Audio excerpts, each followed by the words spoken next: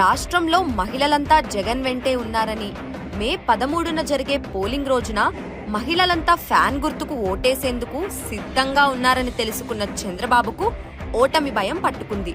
అందుకే మహిళలపై తన టీడీపీ కార్యకర్తల చేత దాడులకు తెగబడుతున్నాడు.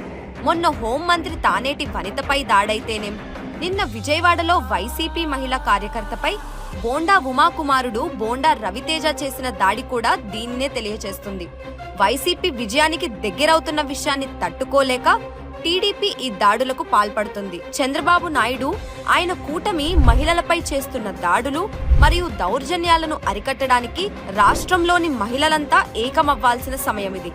ఇందుకోసం మీరు చేయాల్సిందల్లా ఒక్కటే, మే 13న జరిగే ఎన్నికల్లో ఫ్యాన్ గుర్తుపై 2 ఓట్లు వేసి చంద్రబాబుకు శాశ్వత రాజకీయ సమాధి కట్టాలి.